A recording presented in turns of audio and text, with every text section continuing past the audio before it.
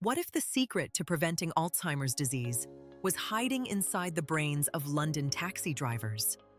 It sounds absurd, but a massive study analyzing nearly 9 million death records just revealed something remarkable. Out of 443 occupations studied, taxi drivers had the lowest risk of dying from Alzheimer's disease. Not doctors, not scientists, not crossword puzzle champions, taxi drivers. The reason comes down to a tiny seahorse-shaped structure deep inside your brain that Alzheimer's destroys first. And taxi drivers, it turns out, have been unknowingly strengthening theirs every single day on the job. Today, I'm revealing the fascinating research connecting navigation, brain structure, and Alzheimer's prevention, and I'll share practical strategies you can use starting today to build the same protection without ever getting behind the wheel of a cab. Deep inside the brain, nestled near the medial temporal lobe, sits a pair of small structures that early anatomists thought resembled a seahorse. They named them the hippocampus, and despite their modest size, these structures perform two of the brain's most critical functions. First, the hippocampus converts short-term memories into long-term ones. Without functional hippocampi, new experiences simply vanish. This was demonstrated tragically through the case of a patient named Henry Molaison, who suffered from severe epilepsy. When surgeons removed both of his hippocampi to control his seizures, he lost the ability to form new memories entirely. He could remember his childhood perfectly, but couldn't recall a conversation from 5 minutes earlier. His case transformed our understanding of how memory works. The hippocampus serves a second crucial function that connects directly to the taxi driver research. It builds spatial memories and supports complex navigation.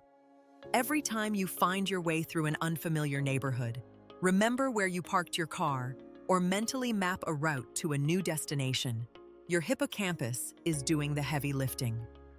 Here's why this matters for Alzheimer's disease. The hippocampus is the very first brain structure to deteriorate when Alzheimer's takes hold.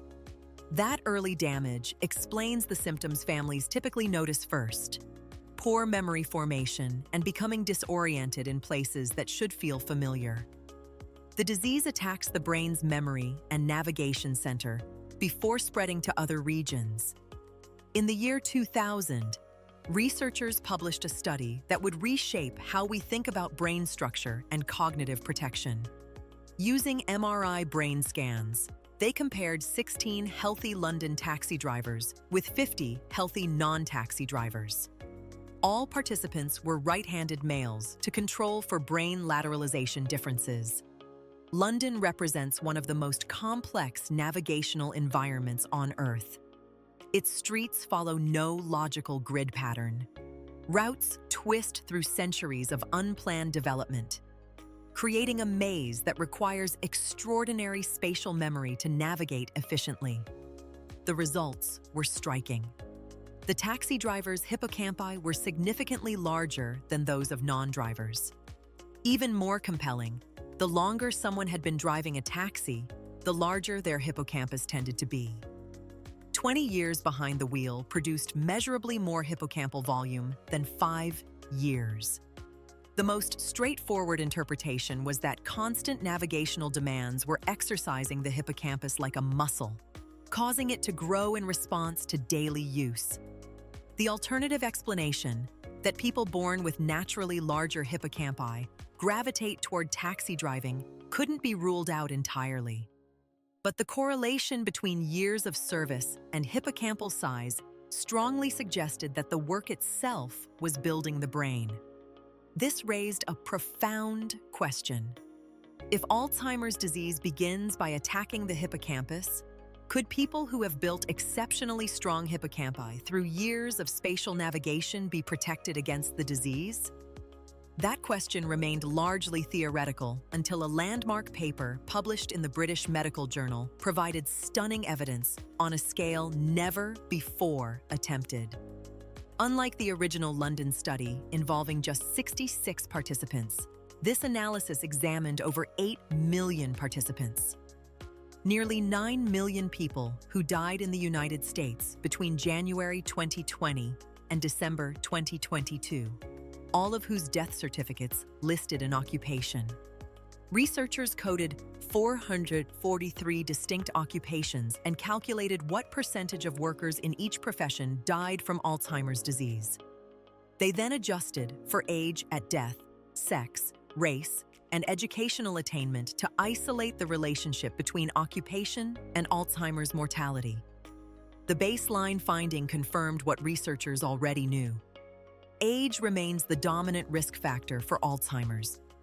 The older someone is when they die, the more likely Alzheimer's appears as the cause of death. Across all occupations, the average rate of Alzheimer's death was 3.88%. But when researchers ranked all 443 occupations by adjusted Alzheimer's risk, two professions stood dramatically below every other group. Taxi drivers and ambulance drivers, both occupations requiring constant complex spatial navigation, showed the lowest adjusted risk of Alzheimer's death among all professions studied. This wasn't a subtle difference. These two groups separated clearly from the remaining 441 occupations. Suggesting something specific about daily navigational demands provides measurable protection against the disease. Skeptics might argue that simply driving for a living explains the protection. But the researchers anticipated that objection and examined other transportation occupations for comparison. Bus drivers, airline pilots, and ship captains, all professionals who spend their careers behind controls navigating from place to place, landed squarely in the middle of Alzheimer's risk among all occupations. Their protection was unremarkable despite spending decades in transportation roles. The critical difference lies in the nature of the navigation itself. Bus drivers follow predetermined routes, airline pilots rely on flight plans and instrument navigation. Ship captains use charted courses and GPS systems. None of these roles require the constant dynamic spatial problem-solving that taxi and ambulance drivers perform daily. A taxi driver responding to a pickup request must instantly calculate optimal routes through complex street networks, adjust for traffic conditions in real time, and maintain comprehensive mental maps of entire metropolitan areas. An ambulance driver must navigate urgently to unfamiliar addresses under time pressure, often through congested urban environments. This distinction suggests that passive or routine navigation doesn't engage the hippocampus sufficiently to build protective volume. The protection appears to come specifically from active, complex, constantly changing spatial demands that force the hippocampus to work at full capacity day after day. Before drawing definitive conclusions, several important limitations deserve honest examination. This data set includes only people who died. Every person counted in this study had to die from something. If taxi drivers didn't die from Alzheimer's, they still died from another cause. The pattern could partially reflect higher mortality risks from other causes that simply prevented taxi drivers from living long enough to develop Alzheimer's. The data reveals that the average taxi driver in the study died at a younger age, with a mean below 70. Occupational hazards, cardiovascular stress, and sedentary working conditions may contribute to earlier death from other causes. However, even after adjusting for age at death, the Alzheimer's protection remained statistically significant.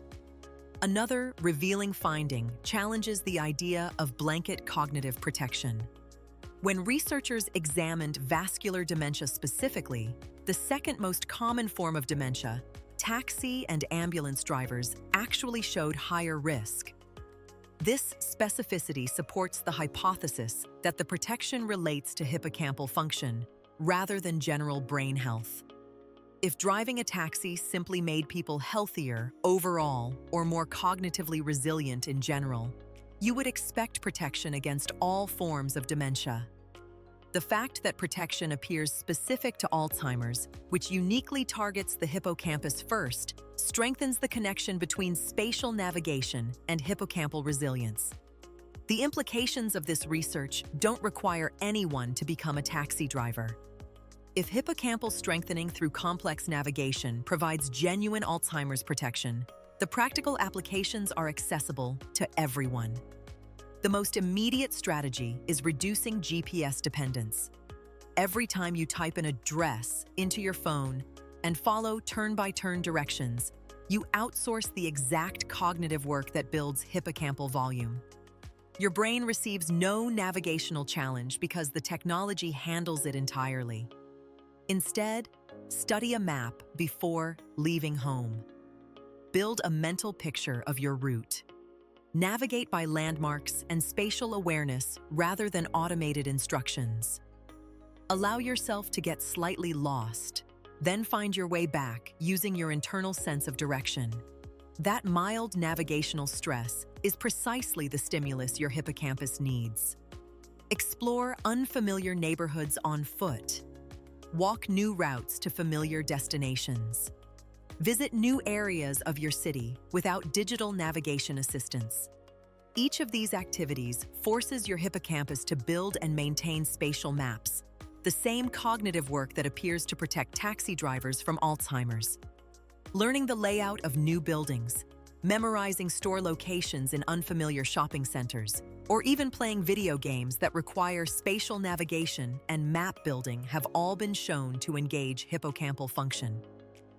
The research suggests that consistency matters more than intensity. Taxi drivers don't perform extraordinary navigational feats on any single day. They perform moderate navigational challenges continuously, day after day, for years. Building similar habits into daily life may provide cumulative hippocampal strengthening that adds up over decades. If you're finding this research fascinating and want more evidence-based strategies for protecting your brain health, please hit that subscribe button. Understanding how the brain works is our most powerful tool against cognitive decline. The connection between taxi drivers and Alzheimer's protection represents one of the most compelling pieces of prevention research to emerge in recent years. While we still cannot definitively prevent Alzheimer's disease, the evidence strongly suggests that actively challenging your brain's navigation systems strengthens the very structure that Alzheimer's attacks first. In the description below, you'll find links to my book, Navigating Dementia Together, and free resources including home safety checklist, important resources links, and emergency contact list template. Remember, every trip you take without GPS, every new route you explore, and every unfamiliar neighborhood you navigate is an investment in hippocampal health that may pay dividends for decades to come. For your next video, I recommend watching our discussion on the 10 warning signs of Alzheimer's disease, which helps families recognize early cognitive changes before they become severe. You might also find value in our video covering the slums cognitive assessment, where you can test your own brain function in real time.